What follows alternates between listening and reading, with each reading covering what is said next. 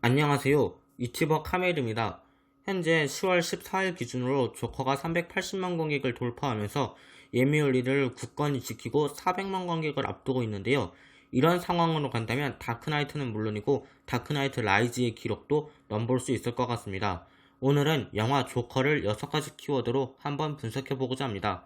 그럼 시작하겠습니다. 영화 속에서 아서는 친구도 없고 아빠도 없이 오직 어머니와 둘이서 사는 외롭고 쓸쓸한 캐릭터로 그려지고 있습니다.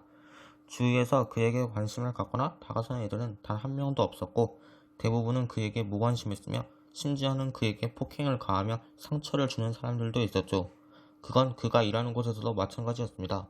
대부분의 직장 동료들은 그에게 무관심했으며 그에게 총을 주면서 위험할 때 쓰라고 했던 친구는 사실 그를 골탕 먹이려고 한 위선자에 지나지 않았고 결국에는 후에 아서에게 심판을 받게 되죠. 아서의 직장 동료였던 난쟁이 친구도 사실 아서에게 해를 안 끼쳤다 뿐이지 진정한 친구는 아니었습니다. 인디안 말로 친구란 내 슬픔을 등에 업고 가는 자라는 뜻을 가지고 있습니다. 따라서 이 맥락에서 본다면 난쟁이 친구도 아서의 진정한 친구는 아닌 것이죠. 결국 아서는 친구도 없는 그런 쓸쓸한 삶을 살았던 것입니다. 그런데 알고 계셨나요? 사실 아서에게는 친구가 하나 있었습니다. 바로 총입니다. 개인적으로 제 생각에 총은 이 영화 속에서 아서의 친구를 상징한다고 생각합니다.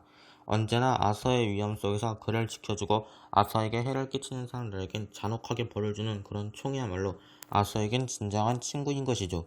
하지만 총은 아서에게 친구인 동시에 아서에게 엄청난 힘을 주면서 점점 잔혹해지게 하고 결국에는 타락시키게 만든 장본인이기도 합니다.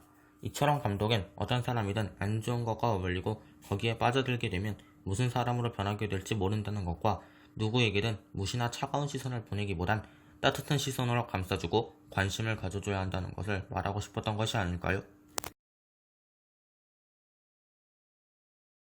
아서는 언제나 고통 속에서 살아갔지만 그의 곁엔 언제나 힘이 되어주는 즐거운 상상이 있었습니다. 그는 그 상상으로 머리 이슈에 출연하기도 하였으며 어느 때는 그의 조크로 사람들에게 박수를 받기도 했죠. 하지만 상상은 어디까지나 상상일 뿐 아서는 점점 현실과 상상을 구분하지 못하면서 상상은 점점 망상으로 변해가고 자신과 사랑을 나눴던 옆집 여자, 자신이 머리 이슈에 출연한 것, 심지어 자신이 아버지라 믿었던 토머스 웨인마저 어머니의 망상이었다는 것을 알게 되자 그의 몸은 따뜻한 망상이 아닌 차가운 현실의 직면에 있음을 알게 되고 곧 그것은 분노가 되며 아서에게는 조금씩 조커라는 또 다른 자아가 조금씩 그를 장악하고 있었던 것이죠. 인간에게 있어서 가족은 매우 중요한 것입니다. 자식이 어떤 사람이 되는가는 곧 부모가 자식을 어떻게 기르느냐에 달려있기 때문이죠.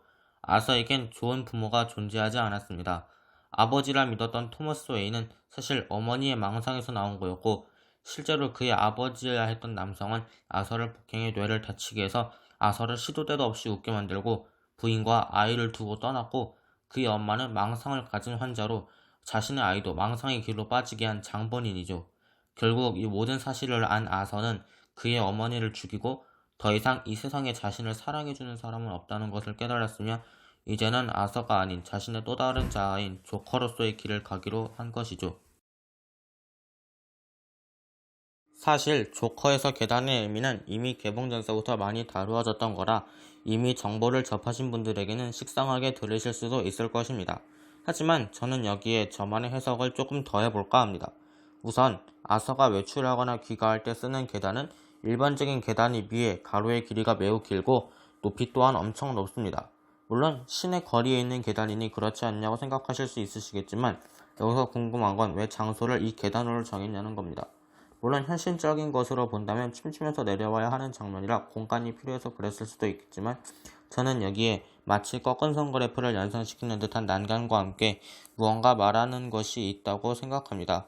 바로 계단의 길이와 높이는 넓고도 그 끝을 알 수 없는 인생을 말하고 난간은 그 속에서 끝없이 꺾이고 부러지지만 결국엔 올라가 정상에 서거나 아니면 꺾이고 부러지면서 아래로 떨어지는 즉 넓고 그 끝을 알 수 없는 삶 속에서 꺾이고 부러지면서 정상에 서고자 노력했던 아서가 결국은 조커가 되어 아래로 떨어지고 말았다는 것을 표현하려 했던 것이 아니었을까요? 결국 조커가 된 아서는 정신병원에서 상담사를 죽이고 탈출하다 경비원에게 걸려 복도에서 달리는데요. 이 장면은 찰리 채플린의 그 유명한 말인 인생은 가까이서 보면 비극이지만 멀리서 보면 희극이다 라는 말을 영상화한 것이라 생각합니다. 가까이서 보았다면 경비원에게 쫓기는 것을 보며 긴장했겠지만 멀리서 보았을 때는 그냥 웃긴 장면으로밖에 보이지 않았죠. 이것은 지금까지 아서가 조커가 되기까지의 과정이 전부 가까이서 보았기에 비극으로 느껴졌지만 멀리서 봤다면 그냥 코미디로밖에 보이지 않았을 것이라고 말해주고자 했던 것이라 생각합니다. 여기까지가 조커를 6가지 키워드로 분석해본 저의 리뷰였습니다. 시청해주셔서 감사합니다.